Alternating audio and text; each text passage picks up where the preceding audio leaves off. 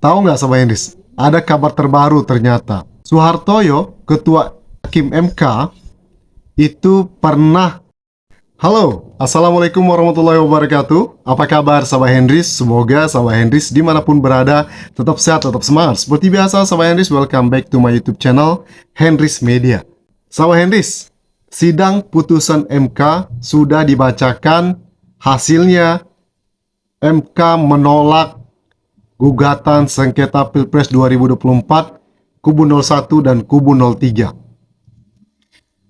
Dan di sidang tersebut ada 3 hakim yang dissenting opinion. Nah, dissenting opinion itu apa Sobat Hendris? Itu menolak putusan hakim kebanyakan. Jadi 3 hakim ini menolak. Ada Profesor Saldi Isra, Profesor Eni Nurbaningsih, dan Profesor Arif Hidayat.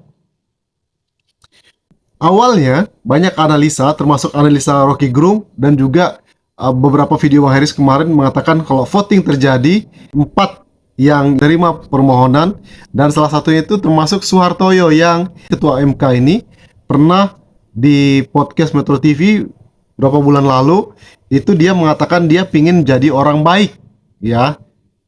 Jadi ada angin segar ke MK kalau MK akan menerima permohonan 01 dan 03. Apalagi di sidang dipertontonkan kepada kita bagaimana mereka seolah-olah ya menerima gugatan dari pemohon baik 01 maupun 03. Ada angin segar nih kepada kita semua.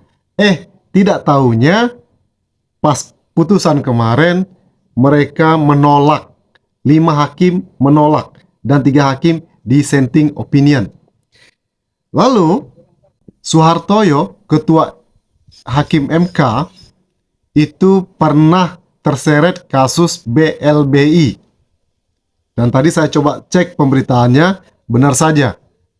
Dia pernah terseret kasus BLBI, dan juga pernah dipanggil KPK.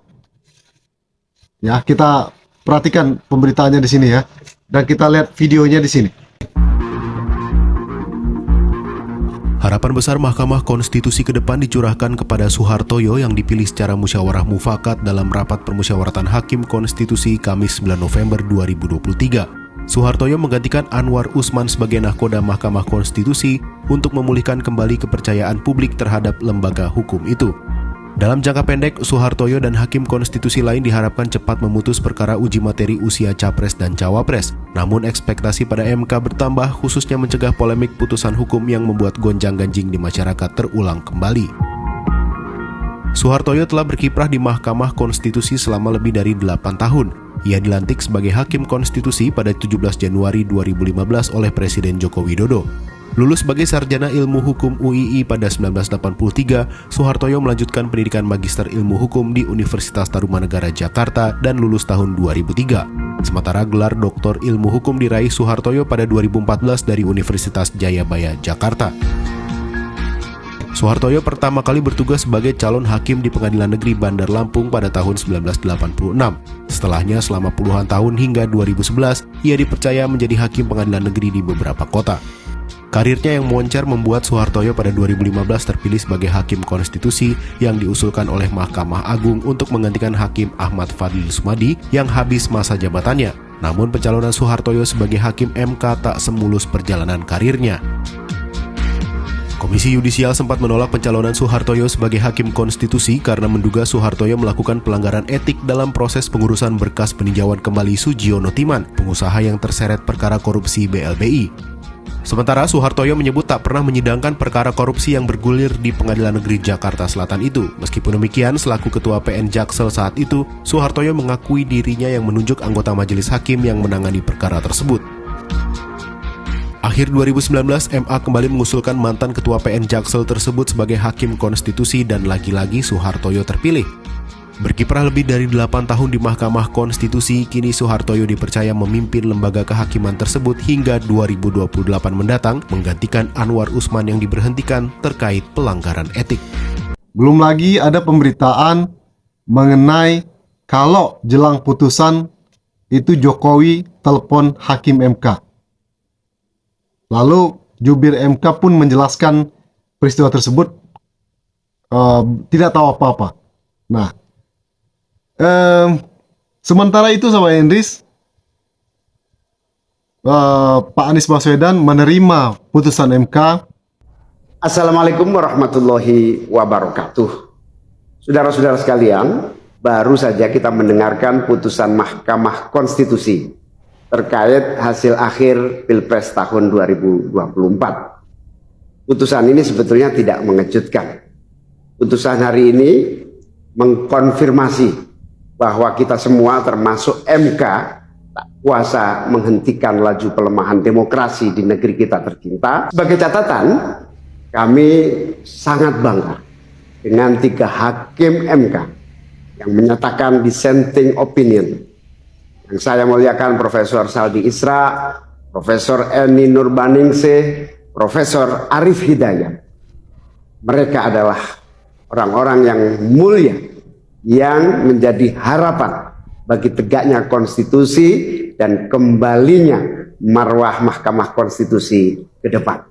Kami sampaikan kepada Pak Prabowo dan Pak Gibran, selamat menjalankan amanat konstitusi, selamat bekerja menunaikan harapan rakyat yang kini diembankan di atas pundak bapak-bapak berdua.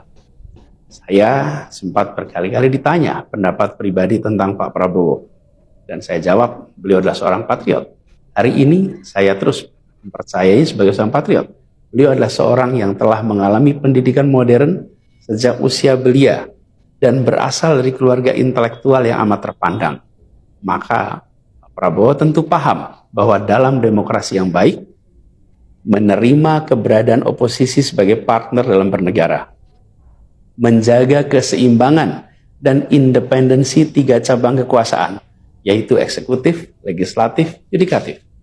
Lalu menjamin kebebasan media sebagai pilar keempat demokrasi, serta yang tidak kalah penting adalah menjaga kebebasan rakyat di dalam bersuara, di dalam mengungkapkan pendapat, di dalam berserikat berkumpul dalam sebuah proses demokrasi. Dan sebagai seorang patriot terdidik, saya akan mengembalikan dan akan menjaga nilai-nilai demokrasi ini di masa-masa Indonesia ke depan. Saudara-saudara sekalian, dalam kesempatan ini izinkan kami menyampaikan rasa terima kasih sedalam-dalamnya pada seluruh pihak yang telah membersamai perjuangan kami. Partai pengusung, Partai Nasdem, PKS, PKB, teman-teman Timnas Amin, teman-teman tim hukum nasional. Thank you for your attention. One more time, don't forget to subscribe, like, comment, and share. See you in the next video. Wassalamualaikum warahmatullahi wabarakatuh. Bye-bye.